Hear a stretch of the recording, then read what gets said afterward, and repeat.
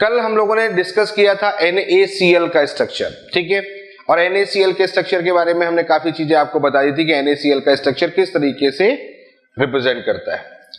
आज हम बात करने जा रहे हैं किसका, सीजियम क्लोराइड का स्ट्रक्चर, CaCl का स्ट्रक्चर।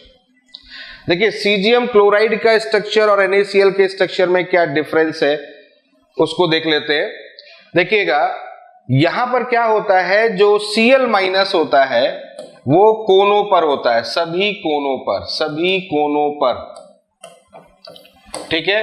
तो Cl माइनस जो होता है वो होता है सभी कोनों पर, और सीजियम जो होता है वो होता है घनीय रिक्ति में। घनीय रिक्ति भी बोल सकते हो इसको, या इसको केंद्र पर, ऐसे भी बोल सकते हैं केंद्र पर, ठीक है। ये स्थिति यहां पर होती है, घनी रिक्ति, या इसको हम लोग बोल सकते हैं केंद्र पर। अब इसको समझने की कोशिश करते हैं कि हमारे पास में जो कंडीशन है वो क्या है सीजियम क्लोराइड की। तो सीजियम क्लोराइड हमारे पास में है, तो सिचुएशन कुछ इस टाइप की है, गौर से समझिएगा। बहुत जल्दी छोटे छोटे टॉपिक्स है बट अच्छे टॉपिक्स हैं, इसको ध्यान रखें। ये कंडीशन हमारे पास में घनी संरचना है। यहां पर अगर हम बात करें तो ये है सीजियम क्लोराइड। तो सीजियम क्लोराइड में जो Cl है वो कोनों पर रहेगा, ये कोनों पर रहेगा, सभी कोनों पर रहेगा, क्लियर। और सीजियम जो क्लोराइड जो है वो यहां रहेगा, ये सब क्लोराइड से है यहां, और जो सीजियम होगा वो यहां बीच में होगा, ऐसे होगा, ठीक है, क्लियर है। तो सबसे पहली बात यहां पर हम अगर डिस्कस करें कि एक सीजियम प्लस कितने Cl माइनस से घिरा होगा। तो देखो कोनों पर है Cl माइनस, और सीजियम कहां है, केंद्र पर। तो केंद्र पर जो सीजियम है वो 8 कोनों से घिरा हुआ है। इसका मतलब सीधा सा ये है कि 8 Cl माइनस से घिरा है, ठीक है। कितने, 8 Cl माइनस से घिरा हुआ है। तो एक सीजियम प्लस 8 Cl माइनस से घिरा हुआ है, क्लियर हो रहा है, ये बात समझ में आ गई। तो इसका कोऑर्डिनेशन नंबर अगर हम बात करें सीजियम का कितना होगा, कोऑर्डिनेशन नंबर 8 हो जाएगा। अब अगर बात करते हैं कि एक Cl माइनस कितने सीजियम से घिरा हुआ है, एक Cl माइनस कितने सीजियम से घिरा हुआ है, तो एक Cl माइनस जो है वो 8 घनीय संरचनाओं से घिरा है, 8 घनीय संरचनाओं से घिरा हुआ है। एक Cl माइनस जो है, यानी कि एक Cl माइनस कोना जो है, घन का जो कोना है वो 8 घनीय संरचनाओं से जुड़ा हुआ है, और 8 घनीय संरचनाओं से जुड़ा हुआ है। तो इसका मतलब सीधा सा वहां पर यह है कि उस स्थिति की बात करें तो हर घनीय संरचना के केंद्र पर एक सीजियम प्लस है, हर घनीय संरचना के केंद्र पर एक सीजियम प्लस है। तो इसका मतलब ये भी जो होगा वो 8 सीजियम प्लस से घिरा होगा। ये बात समझ में आ गई। तो हम जो बात कर रहे थे वो ये कि एक सीजियम प्लस 8 Cl माइनस से घिरा है और एक Cl माइनस 8 सीजियम प्लस से घिरा है। इसका मतलब इसका जो कोऑर्डिनेशन नंबर भी जो है, इसका कोऑर्डिनेशन नंबर भी कितना है, 8 है। तो दोनों का कोऑर्डिनेशन नंबर 8 हो गया। तो अणुसूत्र क्या बनेगा यहां पर, देखो सीजियम का 8 और Cl माइनस का 8। तो मैंने बताया कोऑर्डिनेशन नंबर को कर दो U क्रॉस, तो यहां से अणुसूत्र बन जाएगा, इसका क्या बन जाएगा, सीजियम 8 Cl 8, यानी कि सीजियम क्लोराइड। पहली बात ये समझ में आ गया, ये है हमारा सीजियम क्लोराइड। तो दोनों का कोऑर्डिनेशन नंबर जो होगा, उपसहसंयोजक संख्या जो होगी वो दोनों की 8 होंगे, पहली चीज। दूसरी बात है, अगर मैं इनका Z निकालता हूं तो Z कैसे निकालूंगा, तो Cl माइनस कहां है, कोनों पर है, कोनों पर। तो कोनों पर Z का मान निकालो, कितना होगा, 8 इंटू 1/8 बराबर 1, यही होगा। और सीजियम प्लस कहां है, केंद्र पर है, केंद्र पर, केंद्र रिक्ति पर। तो इस कंडीशन में अगर बात करें तो इसका कितना होगा, 1। तो यहां पर भी हम कह सकते हैं, इसको ऐसे लिख सकते हैं Cgm1 Cl1, यानी कि ये भी सीजियम क्लोराइड होगा। ये रही दूसरी बात। तो अगर आपसे कहीं Z का मान पूछा जाए तो Z का मान आप बता सकते हो दोनों आयनों के लिए। दो बातें हो गई। तीसरी बात यहां पर एक और डिस्कस करने वाली है, दूरी की बात कर रहे हैं, अंतर आयनिक दूरी। अंतर आयनिक दूरी, तो अंतर आयनिक दूरी कैसे निकालते हैं? तो मैंने आपको बताया था कि देखो है क्या यहां पर सिचुएशन, तो ये है ना, ये Cl माइनस है, बहुत गौर से समझो, ये Cgm प्लस है दिन, और ये Cl माइनस है, Cl minus Cgm plus Cl minus. अब इससे अगर देखा जाए यहां से यहां तक की दूरी देखी जाए तो ये दूरी कितनी है? ये है √3a, है ना, विकर्ण के साथ, विकर्ण के साथ मतलब केंद्र के साथ विकर्ण जब हम लेंगे तो √3a की डिस्टेंस है। तो √3a की डिस्टेंस है, तो यहां क्या होगा, 2 radius of Cgm plus radius of Cl minus is equal to √3a, यानी कि दोनों के अंतर आयनिक जो दूरी होगी वो हो जाएगा √3a/2। ये चीज यहां से निकल के आएगी। तो Cgm plus Cl minus is equal to आ जाएगा √3a/2। ये दूरी जो होगी, ये दूरी यहां से निकल के आ जाएगी।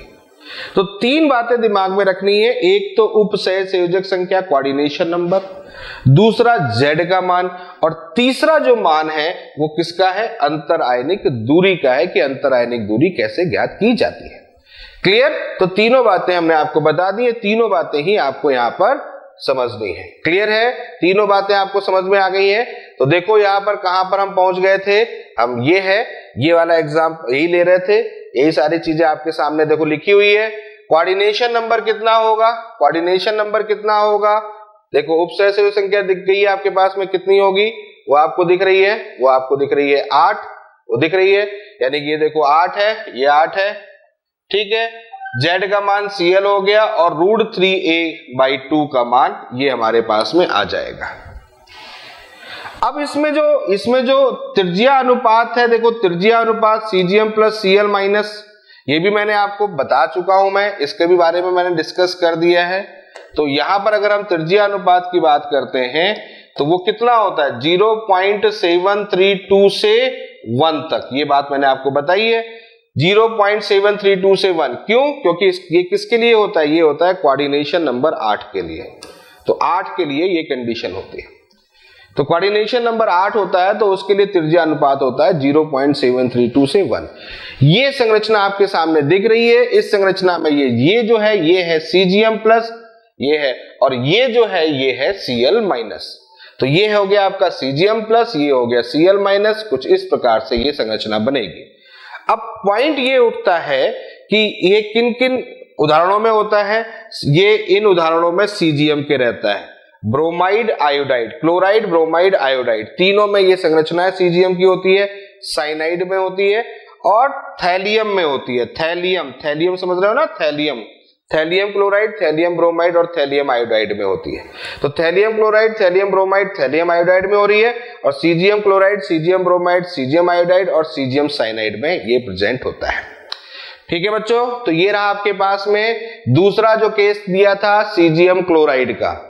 चलो नेक्स्ट डिस्कस करते हैं, नंबर 3 पर आते हैं। AB प्रकार में ही हम लोग चल रहे हैं और अब हम सिखाने जा रहे हैं आपको जिंक ब्लेंड संरचना। जिंक ब्लेंड संरचना, इसको हिंदी में लिखेंगे जिंक ब्लेंड संरचना, जिंक ब्लेंड संरचना। देखो जिंक ब्लेंड संरचना में क्या होता है, ये देखो ये संरचना आपको दिख रही है, इस संरचना में क्या समझ में आ रहा है उसको समझने की कोशिश करते हैं। इस संरचना में आप ऐसे समझिए कि जो सल्फाइड आयंस होते हैं वो सभी कोनों और सभी फलक यानी कि किस रूप में होते हैं, FCC संरचना के रूप में होते हैं। और Zn+2 जो होता है, बहुत इंपॉर्टेंट है, ये बहुत इंपॉर्टेंट है कि Zn2+ जो होता है ये होता है एकांतर चतुष्फलकीय रिक्ति में, एकांतर चतुष्फलकीय रिक्ति, एकांतर चतुष्फलकीय रिक्ति बहुत इंपॉर्टेंट है बेटा, बहुत इंपॉर्टेंट है, एकांतर चतुष्फलकीय रिक्ति। चलो समझाता हूं मैं इसको, एकांतर चतुष्फल की रिक्ति को समझाता हूं कैसे होगा। देखो इसको समझ लो, इस बात को समझो यहां पर कि कैसे ये डिफाइन करते हैं। ये है हमारे पास में ZNS, ये है हमारे पास में ZNS। तो ZNS की बात कर रहे हैं, ये है ZNS। तो ZNS में क्या होगा, कुछ ऐसे समझ लो आप कि ये आपके पास में घनीय संरचना है। बहुत आराम से समझो, बहुत अच्छी तरीके से देखो इसको।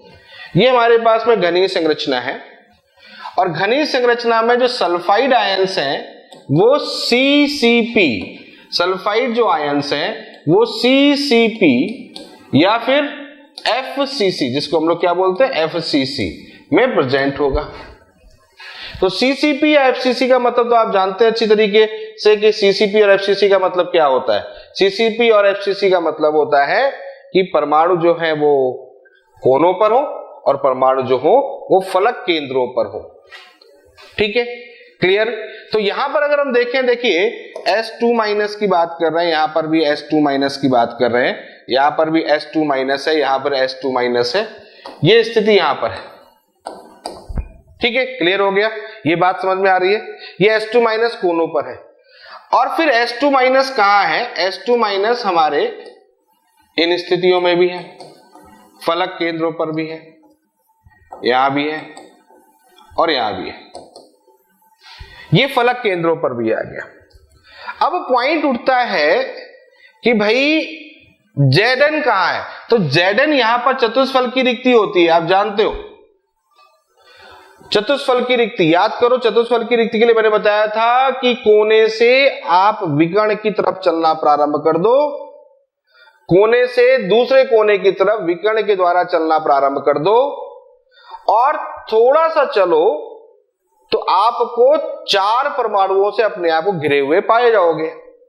कब, जब विकर्ण से आप कोने की तरफ चलना प्रारंभ करोगे, मतलब कोने से विकर्ण के साथ दूसरे कोने की तरफ चलना प्रारंभ करोगे। क्लियर। तो यहां पर Zn2+ दिखा। अब अगर यहां है तो फिर यहां नहीं है, ये जगह खाली हो गई, फिर यहां होगा, यहां Zn2+ होगा, फिर यहां नहीं होगा। एकांतर मतलब एक छोड़ के एक, एक छोड़ के एक, यहां है तो फिर यहां नहीं होगा, इस वाले पत्ती पे आ जाओ, यहां नहीं होगा, फिर यहां होगा, यहां स्थिति होगी। क्लियर है, यहां समझ में आ गया, फिर यहां नहीं होगा और फिर एक और कहां होगा, जब यहां है तो यहां नहीं हो रहा, यहां है तो यहां नहीं, तो ये यहां आ जाएगा, ये देखो। तो कुल मिलाकर आप देखो गौर से, तो आपके पास ये जगह खाली मिल रही है, आपके पास में ये जगह खाली मिल रही है, आपके पास में ये जगह खाली मिल रही है। 8 होते तो 1 2 3 और आपके पास में कितनी जगह हो गई, 4 जगह हो गई। यहां नहीं, यहां पर, एक मिनट, ये यहां पर है, तो कहां पर मिल रही होगी, ये जगह खाली मिल रही है। यानी कि कुल मिलाकर आपके पास में 4 जगह भरी है और 4 जगह खाली है। समझ में आ रही बात। तो 4 भरी हुई है और 4 खाली है। तो कोऑर्डिनेशन नंबर की बात करें कि एक सल्फाइड आयंस कितने Zn+2 से घिरा हुआ है, सॉरी एक Zn+2 पहले ले लेता हूं, Zn+2 पहले लेता हूं, फिर सल्फाइड लेते हैं। एक Zn+2 कितने सल्फाइड आयन से घिरा हुआ है, तो बेटा सल्फर तो पूरे पूरे है ना, सल्फर तो पूरे पूरे है, तो एक Zn+2 जो है वो 4 सल्फाइड आयन से घिरा होगा, क्योंकि तभी तो चतुष्फल की रिक्ति बनाएगा। चतुष्फल की रिक्ति का मतलब ही सीधा सा है कि एक परमाणु 4 परमाणुओं से घिरा हुआ है, एक परमाणु 4 परमाणुओं से घिरा हुआ है, तो एक परमाणु 4 परमाणुओं से घिरा हुआ है, चतुष्फल की रिक्ति है, तो एक Zn2+ 4 सल्फर-2 से घिरा होगा, से घिरा है, तो इससे घिरा हुआ है, इसका मतलब यहां पर जो कोऑर्डिनेशन नंबर इसका आ जाएगा 4। दूसरा, एक सीजियम प्लस कितने एक Zn+2 4 सल्फाइड आयन से घिरा हुआ है, एक सल्फाइड आयंस कितने Zn से घिरा होगा। देखो सोचो, ये कोने पर सल्फाइड आयंस है, बहुत गौर से सोचिएगा, बहुत इंपॉर्टेंट बात बताने जा रहा हूं, बस ये बात अगर आज की सबसे इंपॉर्टेंट है जो बताने जा रहा हूं। एक सल्फाइड आयन एक सल्फाइड आयन कितने Zn2 से घिरा होगा? तो एक सल्फाइड आयन 8 घनीय संरचनाओं से घिरा है या 8 घनीय संरचनाओं से लगा है या साझेदारी कर रहा है। अब 8 घनीय संरचनाओं से है तो देखो यहां पर सल्फाइड आयन से तो 8 घनीय संरचनाएं होंगी। ये कोने वाली बता दी मैंने, कोने वाला। अब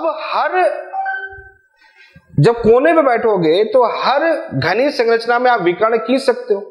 जैसे इस कमरे में बैठे हैं तो यहां पर जो परमाणु रखा गया उससे एक विकर्ण इधर की ओर आ गया, उधर उससे एक विकर्ण इधर की ओर आ गया, पड़ोस वाले कमरे में विकर्ण उधर की ओर जाएगा, इसके पीछे वाले कमरे में विकर्ण इधर की ओर जाएगा और उससे पीछे वाले कमरे में विकर्ण उधर की ओर जाएगा। यानी कि 4 विकर्ण जो होंगे वो कुछ ऐसे जाएंगे 4 विकर्ण। ये मान लेता हूं मेरे कमरे का है तो ये पड़ोस वाले कमरे का, ये उससे पीछे वाले का, ये उससे पीछे वाले का, मतलब ऊपर बैठा होगा तो 4 विकर्ण, 4 घन है तो चारों विकर्ण में ये जा रहा होगा, पहली बात। अब वो जो परमाणु है वो 4 घनी संरचनाओं में तो विकर्ण दे रहा है नीचे वाले में। अब वही परमाणु ऊपर भी तो घन संरचना लगी हुई है ना, इसके ऊपर भी तो घन संरचना है भाई। 8 घन संरचनाएं होती है तो 4 तो एक तल पर हो गई और 4 जो होंगी वो ऊपर वाले तल पे होंगी। तो 4 जो ऊपर वाले तल पर होंगी उनमें भी तो आप विकर्ण खींच लोगे, ऐसे विकर्ण खींच लोगे, उनमें भी 4 विकर्ण होंगे और इसमें भी 4 विकर्ण होंगे। अब विकर्ण में ये स्थिति है कि विकर्ण जब खींचोगे तो जब एकांतर चतुष्फलकीय संरचना है तो पहले में है दूसरे में नहीं है, फिर इसमें है इसमें नहीं है, ठीक है ना। ऐसी स्थिति होगी, एक में है और एक में नहीं है, यानी कि इसमें नहीं है, फिर इसमें है इसमें नहीं है, फिर इसमें है इसमें नहीं है। तो जब हम चारों तरफ गौर से घूम के देखेंगे तो इधर तो हमको दिख रही है, यानी कि इसका मतलब है नीचे हमारे पास 4 है तो 4 में से 2 ही जगह विकर्ण, 2 विकर्णों में चतुष्फलकीय है, 2 में नहीं है। ऊपर देखेंगे तो फिर ऊपर 4 है और ऊपर 4 है तो 4 में से 2 में है, 2 में नहीं है। इसका मतलब यह है कि यहां पर 4 Zn2+ ही मिल पाएंगे। मिलने कितने चाहिए थे? 8, लेकिन मिलेंगे कितने? 4। तो एक सल्फाइड आयन जो है वो 4 Zn2+ से घिरा होगा, से घिरा है। ये बात समझ में आ गई बच्चों? ये बात समझ में आ गई बच्चों? पहले जल्दी बताओ, समझ में आ गई है? तो ये जो घिरा हुआ है किससे घिरा हुआ है? 4 Zn2+ से घिरा हुआ है। तो अब इसमें देखो संरचना, इसमें सूत्र बनाते हैं। तो Zn2+ के 4 सल्फाइड 2- के 4 क्रॉस कर दो, क्या लिखोगे? Zn4s4, यानी क्या लिखोगे? ZnS। देखो ये बन गया। गुड, समझ में आ गई बात सबको? तो ये बन गया आपका ZnS। ये होती है बात। क्लियर? समझ रहे हो बात? तो समझ में आ गया एकांतर चतुष्फलकी का मतलब क्या होता है। चलो दूसरी बात, अब Z की बात करते हैं। Z, तो Z की बात करते हैं तो सल्फाइड है हमारे पास में S2- क्या हो गया? CCP हो गया। CCP के लिए वैल्यूज कितनी होती है? 4 होती है। और Zn2+ के लिए कितना हो गया? Zn2+ के लिए कितना होगा? एकांतर है, यानी कि 1/2 × 8 एकांतर, मतलब हमारे पास चतुष्फलकी हमेशा कितनी होती है? डबल होता है। चतुष्फलकी कितना होता है? दुगना। चतुष्फलकीय संरचना बच्चा कैसा होता है? हमेशा दुगना होता है। 2 × Z, यानी कि 2 × 4 = 8 होता है चतुष्फलकीय रिक्ति, और उसके वो आधी में है। एकांतर का मतलब आधा, आधा का मतलब 4। तो यहां पर दोनों का Z का मान भी कितना आ जाएगा? 4 आ जाएगा। तो दोनों के Z का मान भी 4 आ जाएगा। समझ में आ गया? इतनी बातें आपको ध्यान रखनी थी जो बातें मैंने बोली हैं। और अब हम देखो आपको वही दिखा दे रहे हैं कि क्या हम आपको दिखा रहे थे, क्या हम आपको बता रहे थे, उसी चीज को यहाँ पर आप देख लो। ये रही आपके पास में उसकी संरचना। कौन सी? ये देखो, ये देखो, ये देखो घूम रहा है ना, ये घूम रहा है। ये देखो 1 2 3 और 4, तो 4 आपको देखो चतुष्फलकीय संरचना दिख रही है। देखो 1 2 3 और 4 चतुष्फलकीय संरचना घूम के दिख रही है आपको। तो ये 4 चतुष्फलकीय संरचनाएं हैं। क्लियर है? 4 चतुष्फलकीय संरचनाएं हैं। और बाकी ये देखो व्हाइट व्हाइट जो दिख रहा है ना, ये व्हाइट व्हाइट, ये व्हाइट व्हाइट जो है ये सल्फर है। सॉरी, ये व्हाइट व्हाइट जो है ये सल्फर है, और जो चतुष्फलकीय संरचना में जो भी दिख रहा है आपको वो सब क्या है, वो आपके पास में किसको प्रदर्शित कर रहा है, वो किसको प्रदर्शित कर रहा है, वो प्रदर्शित कर रहा है आपके पास में इस चीज को। ठीक है, समझ में आ रही बात, क्लियर है? तो ये चीज इंपॉर्टेंट है, इसको ध्यान रखना है आपको। ठीक है, क्लियर है? तो ये इंपॉर्टेंट हमें पॉइंट है, इसको आप ध्यान रखिएगा। तो ये चीज हमने आपको बता दी। तो देखो पहली बात हमने आपको बता दी, सल्फाइड आयंस में 4, Zn2+ में 4, यहां पर देखो Z का मान 4, यहां पर Z का मान 4, और ये दूरी तो आपको पता ही है, विकर्ण की दूरी मैंने आपको बताया था, ये हमारे पास में परमाणु है और ये हमारे पास में चतुष्फलकीय रिक्ति है।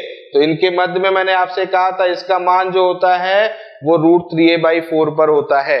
ये बात मैंने आपको पहले ही बताई थी, √3a/4, ये बात मैंने पहले ही बोली थी, √3a/4 डिस्टेंस पर होता है। मतलब उसके आधा जो केंद्र होता है उसके आधे से आधे दूरी पर ये प्रेजेंट होता है। तो ये चीजें यहाँ पर ध्यान रखिएगा, और उदाहरण मैंने आपको बता दिए। ये उदाहरण होते हैं CuCl, CuBr, CuI, AgI and BeS। CuCl, CuBr, CuI, AgI and BeS। चलो आगे बात करते हैं। अब हम आते हैं अगले पॉइंट पर, और नेक्स्ट हम आते हैं Ab2। कौन से यौगिक लेके आ रहे हैं? Ab2 यौगिक लेके आ रहे हैं। अभी क्या थे? AB प्रकार के यौगिक थे, अब आपके पास में आ गए हैं Ab2 टाइप, Ab2 प्रकार। तो बच्चों Ab2 प्रकार की बात करते हैं, तो Ab2 प्रकार के जो संरचनाएं होती हैं उनको हम लोग बोलते हैं फ्लोराइट। फ्लोराइट नाम ध्यान रखिएगा, इसको हम लोग बोलते हैं फ्लोराइट, फ्लोराइट संरचना। ठीक है, अब देखो फ्लोराइड संरचना में क्या है, उसको कैसे समझना होगा। तो फ्लोराइड संरचना में हम लोग एग्जांपल ले रहे हैं CaF2, कैल्शियम फ्लोराइड। हम एग्जांपल ले रहे हैं CaF2 का। CaF2 में दो चीजें होंगी, कैल्शियम 2+ होगा और F- होगा, ये दो चीजें होंगी, कैल्शियम 2+ और F-। बहुत अच्छा एग्जाम्पल है और बहुत इंपॉर्टेंट एग्जाम्पल है, लेकिन बहुत आसानी से आप समझ जाओगे, कोई ज्यादा इसमें आपका दिमाग नहीं लगेगा। देखो यहां पर देखो Ca2+ कहां होता है? Ca2+ होता है CCP में। फिर से रिपीट कर रहा हूं, Ca2+ कहां होता है? CCP में। और F- कहां होता है? सभी चतुष्फलकीय रिक्ति में। अभी ZnS देखा था तो वहां पर Zn2+ तो जो था वो एकांतर में था, एकांतर में चल रहा था Zn2+, लेकिन यहाँ पर एकांतर वाली स्थिति नहीं है। बस आप ये ध्यान रखो, वहां पर सब भर जाएंगे, लेकिन वहां Zn2+ था, यहाँ पर F- है।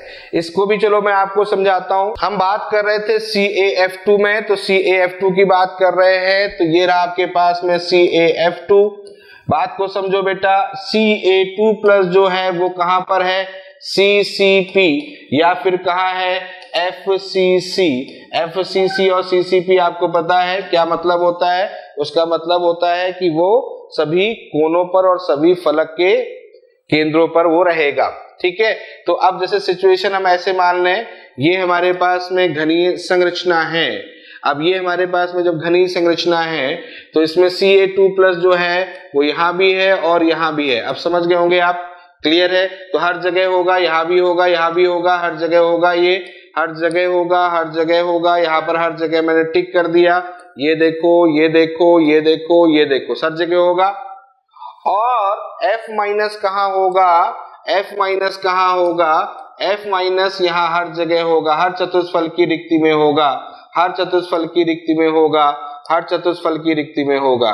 समझ रहे हैं ना? हर चतुष्फलकीय रिक्ति में है। क्लियर? तो एक बात समझ लो, यहाँ पर हर चतुष्फलकीय रिक्ति में है, तो एक बात समझ लो, यहाँ पर Z का मान अगर हम सबसे पहले हम कोऑर्डिनेशन नंबर ले ले, तो कोऑर्डिनेशन नंबर में सबसे पहले अगर हम बात करें कि कोऑर्डिनेशन नंबर में क्या होगा, तो एक Ca2+ जो होगा वो कितने F से घिरा होगा? तो एक Ca+2 मैंने अभी आपको थोड़ी देर पहले बताया था कि ये Ca2+ है, इसमें 8 विकर्ण होंगे, 8 विकर्ण होंगे, और हर विकर्ण में F- लगा है, हर विकर्ण में F- है, हर विकर्ण में आपके पास में F- है। तो यहाँ पर है F, यहाँ है F, यहाँ है F। तो इसका मतलब 8F माइनस से घिरा होगा, 8F माइनस से घिरा है, इस बात को ध्यान रखना है। तो एक Ca2 प्लस जो है वो 8F माइनस से घिरा हुआ है। अब दूसरी बात अगर हम देखें कि एक F माइनस कितने से घिरा है, एक F माइनस 4 Ca2 प्लस से घिरा है। क्यों बेटा? अरे यार F माइनस क्या होता है, कहाँ होता है? चतुष्फल की रिक्ति में होता है। तो चतुष्फल की रिक्ति बनती है कैसी? ये एक ऐसी जगह जो 4 परमाणुओं से घिरा हुआ होता है, तो ये 4 परमाणुओं से घिरा होता है। इसका मतलब इसकी कोऑर्डिनेशन संख्या हो गई 8, इसकी हो गई 4, F की हो गई 4, कैल्शियम की हो गई 8, तो कैल्शियम की हो गई 8, F की हो गई 4, बस क्रॉस मल्टीप्लाई कर दो और सूत्र आ जाएगा। देखो यहाँ पर क्या आ जाएगा, और सूत्र देखो यहाँ पर क्या आ जाएगा। इस कंडीशन पे अगर हम देखें तो यहाँ पर अगर हम देख रहे हैं तो ये है कैल्शियम 4 फ्लोरीन 8, यानी कि इसको बोल देंगे CaF2। देखो ऐसे होता है, हो गया कैल्शियम 4, यहां पर हो गया फ्लोरीन 8, तो ये हो जाएगा CaF2, CA4F8 यानी कि CaF2। ठीक है बच्चों, क्लियर हो गया? यहां तक समझ में आ रही बात? CaF2, ठीक है, क्लियर? यहां तक समझ में आ गया। चलो Z का मान निकाल के देखते हैं बच्चों। Z का मान क्या होगा? तो Ca2 प्लस कहाँ है? CCP में है, CCP या FCC में है, CCP या फिर FCC में है। तो FCC में है तो कितना होगा यहाँ पर? 4, ठीक। और F माइनस का कितना होगा? F माइनस कहाँ है? चतुष्फल की रिक्ति में है, तो चतुष्फल की रिक्ति हमेशा डबल होती है, तो कितना हो गया? 8। तो इसके लिए हो जाएगा 4, इसके लिए हो जाएगा 8।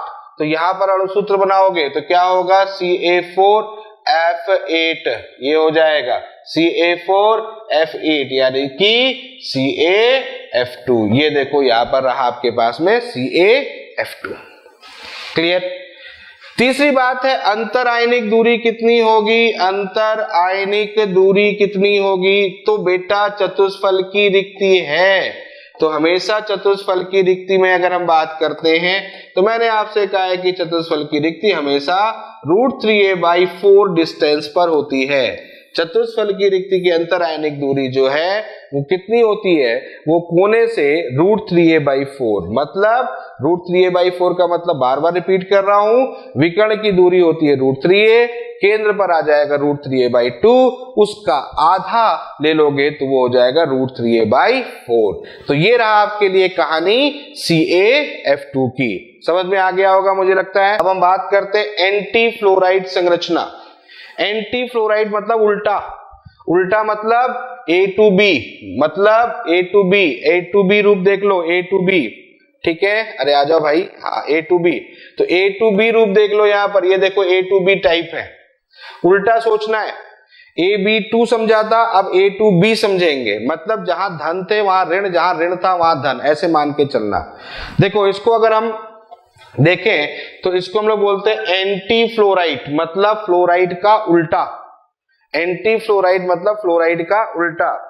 और सूत्र भी यहां पर देखो कौन सा है? Na2O, ये हम लेते हैं एंटी फ्लोराइड, Na2O का उदाहरण यहां पर ले रहे हैं। अब देखो यहां पर क्या है समझना, यहां पर अभी हम CaF2 पढ़ चुके हैं, अभी हमने CaF2 पढ़ा है, अब यहां पर हम पढ़ेंगे Na और O के बीच में, ठीक। तो ऐसे समझो जहां पर कैल्शियम था वहां पर अब O आ जाएगा, और जहां पर सोडियम था वहां F आ जाएगा। जहां कैल्शियम था वहां O आ जाएगा, और जहां सोडियम था वहां F आ जाएगा, मतलब जहां धन था वहां ऋण आ जाएगा, और जहां ऋण था वहां धन आ जाएगा। क्लियर? तो जैसे कि वहां पर अगर हमने बात की थी तो देखो सोडियम कहाँ है? सभी चतुष्फल की रिक्ति में, सोडियम धनायन चतुष्फल की रिक्ति में, जबकि F माइनस कहाँ था? F माइनस था वहां पर, क्या था? F माइनस था वहां पर, यानी कि ऋणात्मक धनात्मक परिवर्तन, वहां ऋणात्मक यहाँ धनात्मक। और यहां पर देखो वहां क्या था? कैल्शियम 2+ था, कैल्शियम +2 कहां प्रेजेंट था? CCP में। यहां कौन प्रेजेंट हो गया? यहां ऑक्साइड प्रेजेंट हो गया, यहां ऑक्साइड।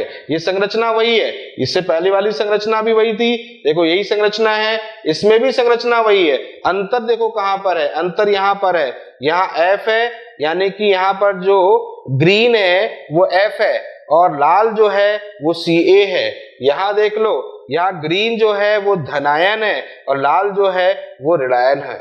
मतलब दोनों का स्थिति बदल दो, दोनों की स्थिति बदल दो। अब जो दोनों की स्थिति बदल दोगे तो फिर आप, मुझे लगता है ये बात आपको अच्छी तरह से समझ में आ जाएगी। कोऑर्डिनेशन क्या होगा, z क्या होगा और दूरी क्या होगा। बेटा दूरी तो समान होगी लेकिन कोऑर्डिनेशन नंबर में बदलाव आ जाएगा। जहां धन था वहां ऋण आ गया, जहां ऋण था वहां धन आ गया। तो भाई वहां पर कैल्शियम प्लस जो था उसका कोऑर्डिनेशन नंबर कितना था, जो कैल्शियम प्लस था उसका कोऑर्डिनेशन नंबर 8 था। तो यहां पर जो ऑक्साइड है उसका कोऑर्डिनेशन नंबर 8 हो जाएगा। और जहां पर वहां पर फ्लोराइड का कोऑर्डिनेशन नंबर की बात कर रहे थे, फ्लोराइड का कोऑर्डिनेशन नंबर 4 था। तो यहाँ पर जो सोडियम प्लस आयन है इसका जो होगा वो 4 हो जाएगा। बस इतना सा बदलाव है। और जब इतना सा बदलाव करोगे तो यहाँ पर क्या लिखोगे, Na8O4, यानी कि ये बन जाएगा आपका Na2O। ये लो बेटा, और Z का मान तो आप निकाल लोगे कि जो चतुष्फल की रिक्ति में होता है, चतुष्फल की रिक्ति होती है वो हमेशा Z का डबल होता है। तो वही सारी चीजें हैं। उदाहरण यहाँ ध्यान रखना है, प्रथम समूह के ऑक्साइड। तो प्रथम समूह के जितने भी ऑक्साइड होते हैं सभी के लिए यहाँ पर एंटी फ्लोराइड स्ट्रक्चर यानी कि A2B का प्रयोग किया जाता है। क्लियर है, समझ में आ गया बच्चों? जल्दी बता दो ये बात समझ में आ गई है। चलो अब एक और संरचना और सिखाता हूं आपको। एक और संरचना है वो भी देख लो। आपसे पूछ लेता है कभी कभी डायमंड की संरचना क्या होती है, कभी कभी पूछ लेता है डायमंड की संरचना क्या होती है। डायमंड की संरचना बहुत इंपॉर्टेंट है, बहुत इंपॉर्टेंट है डायमंड की संरचना। देखो डायमंड की संरचना जो होती है वो कार्बन परमाणुओं की संरचना, कार्बन परमाणुओं के द्वारा बनती है। यानी कि डायमंड में सभी कार्बन परमाणु होते हैं, ये आप अच्छी तरीके से जानते हो। अब इसमें देखो खासियत क्या होती है, इसमें खासियत ये है, इस पूरी संरचना में देखो सभी जगह कार्बन है। और कार्बन जो होते हैं वो 2 जगह पर होते हैं। ये बात मैं आपको बता देता हूं कि कार्बन जो है वो 2 जगह पर होते हैं, मतलब 2 प्रकार की व्यवस्थाएं प्रदर्शित करते हैं। एक तो वो CCP में होते हैं, FCC में होते हैं कार्बन, एक तो CCP या फिर FCC में होते हैं। और एक होते हैं एकांतर चतुष्फलकी में, एकांतर चतुष्फलकीय, मतलब कार्बन 2 जगह पर होते हैं, 2 जगह पर होते हैं। एक होते हैं CCP में, एक होते हैं एकांतर चतुष्फलकीय में। एकांतर चतुष्फलकीय में मतलब चतुष्फलकी जो रिक्ति होती है उसमें एकांतर, ZNS की तरह, ZNS की तरह, ZNS जैसा है वैसा है, ZN और S हटा दो, कार्बन फिट कर दो, दोनों जगह मामला बन जाएगा। क्लियर, ये चीज ध्यान रखिएगा। अब देखो यहां पर मैंने आपको Z इफेक्टिव निकालना सिखाया है इसके लिए। तो Z इफेक्टिव कैसे निकालोगे, Z इफेक्टिव कैसे निकालोगे, FCC वाला Z इफेक्टिव प्लस एकांतर, क्योंकि दोनों कार्बन हैं, दोनों ही कार्बन है। तो जब दोनों ही कार्बन है तो दोनों के मान का योग होगा। तो एक जगह पर FCC के साथ में क्या हो जाएगा, एकांतर चतुष्फलकी रिक्ति, दोनों का योग करना पड़ेगा। तो यहां पर अगर हम देखो FCC का मान कितना है, 1/8 × 8 प्लस 1/2 × 6, तो कितना हो गया, 1 + 3 = 4। ये मान कितना आ गया, 4 आ गया। और यहां अगर देखो तो 4 × 1 है, तो ये मान कितना हो गया, 4। तो 4 + 4 बराबर मान आ गया 8। एकांतर के लिए 4 और पूर्ण के लिए 8। तो चतुष्फल की रिक्ति हमेशा डबल होती है, लेकिन एकांतर में तो आधी जगह भरी हुई है, आधी जगह भरी हुई है, तो इसका मतलब 4। तो 4 और +4 बराबर कितना हो गया, 8 हो गया। इस बात को ध्यान रखना है। क्लियर है, समझ में आ गया? तो इसके लिए Z का मान पूछा जाएगा तो 8 होगा। दूसरी बात, अब उनके केंद्र से केंद्र की दूरी क्या होगी बेटा, जब दोनों ही कार्बन है, दोनों ही कार्बन है, यहां से यहां तक की √3a/4 की डिस्टेंस है, तो 2r = √3a/4 हो जाएगा, 2r = √3/4a हो जाएगा। यानी कि ये डिस्टेंस आपको पता ही है कि √3a/4 होती है, मतलब कोने से चतुष्फलकी की डिस्टेंस √3a/4 होती है, वो √3a/4 यहाँ पर है। तो 2r = √3a/4 है। ये 2 बातें आपको ध्यान रखनी है। तीसरी बात अगर ध्यान रखनी है, जेईई में एक बार क्वेश्चन पूछा गया था कि भाई संकुलन क्षमता कार्बन की डायमंड की कितनी होती है, तो वो होती है 34%। ज्ञात नहीं करना है, हल नहीं करना है, सिलेबस से बाहर है, बस आपको मान दिमाग में रखना है कि डायमंड में जो कार्बन कार्बन जो रखे जाते हैं उनमें जो संकुलन क्षमता होती है वो संकुलन क्षमता 34% के लगभग होती है। तो ये बात मैंने आपको बता दी बेटा डायमंड की, ये बात आपने सीख ली डायमंड की। अब हम एक दो बातें और फटाफट बता देते हैं आपको, छोटी छोटी संरचनाएं हैं लेकिन दिमाग में रखना जरूरी है। एनसीईआरटी से बाहर की है, एनसीईआरटी में नहीं है, लेकिन कॉम्पिटिटिव एग्जाम में जुड़ी हुई है। तो कॉम्पिटिटिव एग्जाम में जुड़ी हुई तो लेकिन बहुत बड़ी चीज नहीं है, एक बार दिमाग में रखो, नाम ध्यान रखो। स्पाइनल संरचना, स्पाइनल संरचना होती है। स्पाइनल संरचना में जो होते हैं वो दो प्रकार की संरचनाएं प्रदर्शित कर सकता है स्पाइनल संरचना। ये पीछे चल रही है स्पाइनल संरचना, लेकिन ये नहीं समझ में आएगा ये क्या चल रहा है। देखो मैं समझाने की कोशिश करता हूं। सबसे पहली बात है वह यौगिक जिनका अणुसूत्र AB2O4 होता है, वह यौगिक जिनका अणुसूत्र AB2O4 होता है वो स्पाइनल यौगिक होते हैं और स्पाइनल संरचना को प्रदर्शित करते हैं। इसमें A जो होता है वो धनायन होता है, यानी कि 2+ आयन का होता है। 2+ आयन मतलब एल्कलाइन अर्थ मेटल, यानी कि या फिर ऐसा तत्व जिसकी संयोजकता जो हो +2 हो, वो कोई भी हो सकती है।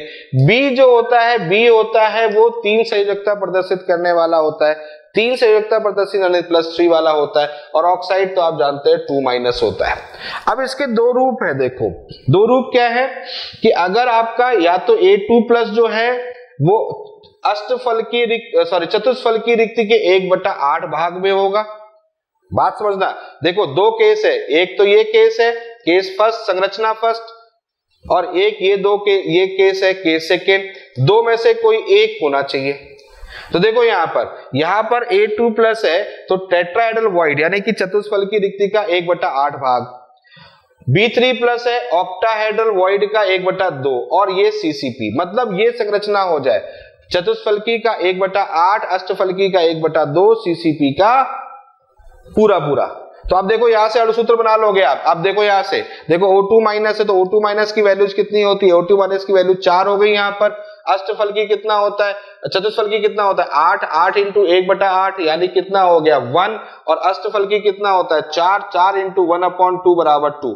तो देखो O का आ गया 4, A का आ गया 1, A का 1, B का 2, O का 4, देखो हो गया ना AB2O4 हो गया ना, इसका 1, इसका 2, इसका 4, ठीक है, 1 2 और 4। या एक और रूप हो सकता है कि चतुष्फल की जो रिक्ति है उसका 1/8, चतुष्फल की जो रिक्ति है उसका 1/8, और ये कौन सा होगा A2+, बिल्कुल है। यहां पर आपके पास में टेट्राहेड्रल वॉइड चतुष्फल की रिक्ति का 1/8 और चतुष्फल की रिक्ति का 1/8 प्लस अष्टफल की रिक्ति का 1/4। ध्यान रखना यहां पर योग है, यहां पर बच्चों योग है, योग यानी कि चतुष्फल की रिक्ति और अष्टफल की रिक्ति का योग है, और CCP है। इसमें भी अगर मान देखोगे तो इसमें भी वही आएगा AB2O4। तो दो चीजें हैं, ऑप्शन ध्यान रखना ये और ये दोनों में से कोई एक रूप जो होगा वो होगा। क्लियर? ऐसा होता है तो उसको बोलते हैं AB2O4। और चलते चलते लास्ट एक और संरचना आपके सामने मैं दे के जा रहा हूं, और ये संरचना होती है ये, ठीक है, ये है पेरोव्स्काइट संरचना। लास्ट संरचना है पेरोव्स्काइट संरचना। पेरोव्स्काइट संरचना जो होती है वो AbO3 कंपाउंड के लिए होती है, AbO3। बहुत आसान सा बढ़िया सा आपको दिख रहा होगा, 3 प्रकार के यहां पर कलर दिख रहे हैं। देखो एक आपको दिख रहा है कोने वाला, एक आपको दिख रहा है ये वाला फलक वाला, और एक दिख रहा है आपको केंद्र वाला। 3 है, 3 दिख रहे हैं आपके सामने। क्लियर? ये 3 दिख रहे हैं आपके सामने, एक लाल नीला और हरा, सफेद सॉरी, ये ठीक है, 3 दिख रहे हैं। तीनों में देखो खासियत समझ लो, तीनों बहुत सिंपल सी बात है, सभी कोने में, सभी कोनों पर, ठीक है, कौन A2+, A+2, A2+ यानी कि धनायन वाला, दूसरा एक और होता है B4 centre of the cell, केंद्र पर रहेगा ये, केंद्र पर। और तीसरा जो होगा वो कहां होगा, फलक केंद्र पर, फलक। यहां FCC BCC का लफड़ा नहीं है, यहां ना तो FCC ना BCC ना ECC ना कोई CC, यहां सिर्फ एक ही प्रकार की संरचना होगी। क्या, A2 प्लस सभी कोनों पर होगा, यानी कि इसका मतलब ये जो कोनों वाला मामला है बेटा ये A2 प्लस है। B4 कहां है, B+4 केंद्र पर है, तो ये है बेटा B4 प्लस। और ये जो फलक के केंद्र पर छोटे छोटे लाल लाल आपको दिख रहे हैं, ये है O2 माइनस। तो दो संरचनाएं मैंने आपको एक्स्ट्रा सिखाई हैं, कोई बहुत बड़ा रॉकेट साइंस नहीं है जो नहीं सीख पाओ, ध्यान रखना इसको। पेरिविस्काइड संरचना और दूसरी कौन सी मैंने बता दी आपको, दूसरी कौन सी बताई, दूसरी बताई है स्पाइनल संरचना। तो पेरिविस्काइड संरचना और स्पाइनल संरचना, स्पाइनल में AB2O4 ये रहेगा और पेरिविस्काइड संरचना ये रहेगी ये। क्लियर, उदाहरण आपके सामने रखा हुआ है BaTiO3, ऐसा देख लेना जिसका जनरल सूत्र AbO3 है, वो पेरिविस्काइड संरचना प्रदर्शित करता है। ठीक है बच्चों, क्लियर हो गया। तो ये रहा आपके पास में आयनिक ठोस यौगिकों की संरचना। ठीक है, तो आयनिक ठोस यौगिक की संरचना को आज अपन ने कंप्लीट कर लिया। चलिए इसके आगे की कहानी सीखेंगे अपन लोग नेक्स्ट क्लास में, तब तक के लिए ओके बाय।